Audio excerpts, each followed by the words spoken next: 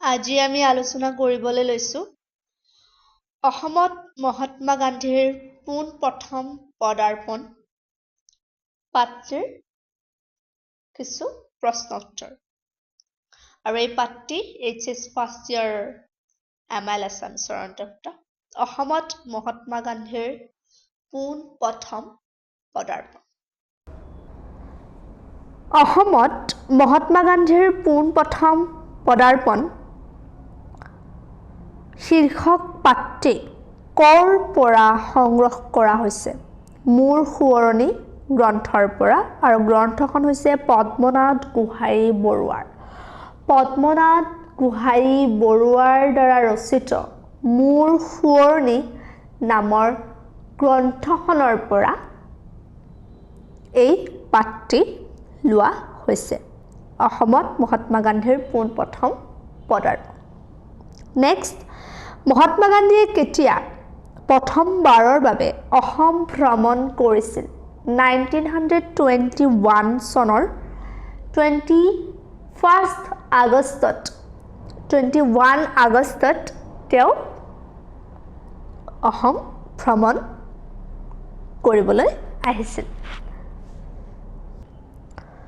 পদ্মনাথ গোহাঁই বৰুৱাৰ আত্মজীৱনীখনৰ নাম কি?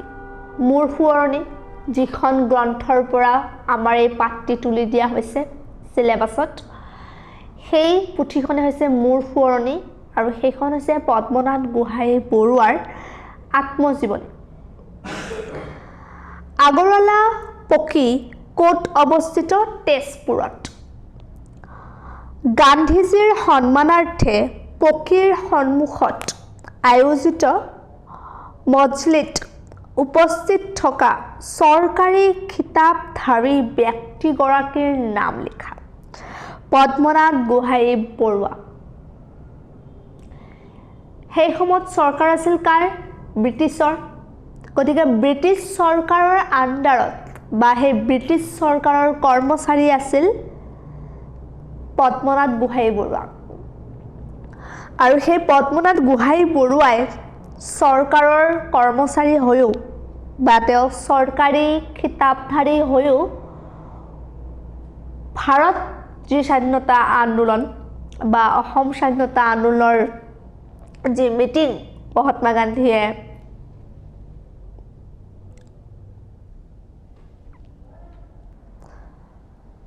অসমত আয়োজিত কৰা হৈছিল, মহাত্মা গান্ধী আহিছিল অসমলৈ।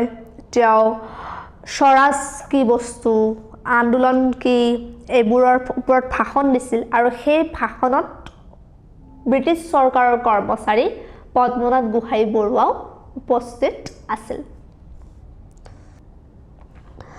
পদ্মনাথ গোহাঁই বৰুৱাই ৰচনা কৰা দুখন নাটকৰ নাম লিখা। গাঁওবুঢ়া আৰু জয়মতী।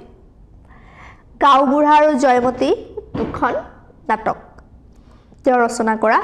পদ্মনাথ গোহাঁই বৰুৱাই সম্পাদনা কৰা তিনিখন আলোচনীৰ নাম। বিজুলী, আছাম বন্তি আৰু উষা। পদ্মনাথ গোহাঁই বৰুৱাই ৰচনা কৰা তিনিখন গ্ৰন্থৰ নাম লিখা।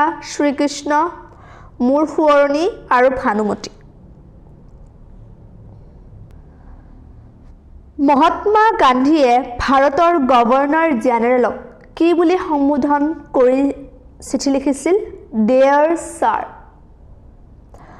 অসমত মহাত্মা গান্ধীৰ পোনপ্ৰথম পদাৰ্পণ শীৰ্ষক পাঠটিত উল্লেখ থকা দুগৰাকী স্বাধীনতা যোদ্ধাৰ নাম লিখা, যিয়ে স্বাধীনতা আন্দোলনত যোগদান দিছিল, মিটিং কৰিছিল, বা সেই সময়ৰ যি চৰকাৰ ব্ৰিটিছ, সেই ব্ৰিটিছ চৰকাৰৰ এগেইনষ্টত মানুহক সজাগ কৰিছিল, দেশৰ স্বাধীনতাৰ বাবে নিজৰ যি জীৱন, সেই জীৱন উৎসৰ্গা কৰিছিল। আৰু তেনেকুৱা দুগৰাকী ব্যক্তি এই পাঠটিত হৈছে, এগৰাকী হৈছে তৰুণৰাম ফুকন, আৰু দ্বিতীয়গৰাকী হৈছে পদ্মনাথ গোহাঁই বৰুৱা। এই দুটা মেনশ্যন আছে আমাৰ এই লেচনটোত। পদ্মনাথ গোহাঁই বৰুৱা কোন যুগৰ কবি? জোনাকী যুগৰ। পদ্মনাথ গোহাঁই বৰুৱা জোনাকী যুগৰ কবি। গান্ধীজীৰ অসম ভ্ৰমণৰ সহযাত্ৰী কোন আছিল মৌলানা মোহাম্মদ আলী মৌলানা মোহাম্মদ আলী আছিল গান্ধীজীৰ অসম ভ্ৰমণৰ সহযাত্ৰী পদ্মনাথ গোহাঁই বৰুৱাক গান্ধীজীৰ সৈতে কোনে চিনাকি কৰাই দিছিল তৰুণ ৰাম ফুকনে মহাত্মা গান্ধীৰ সৈতে পদ্মনাথ গোহাঁই বৰুৱাক চিনাকি কৰাই দিছিল আজিলৈ এইখিনি আছিলে ধন্যবাদ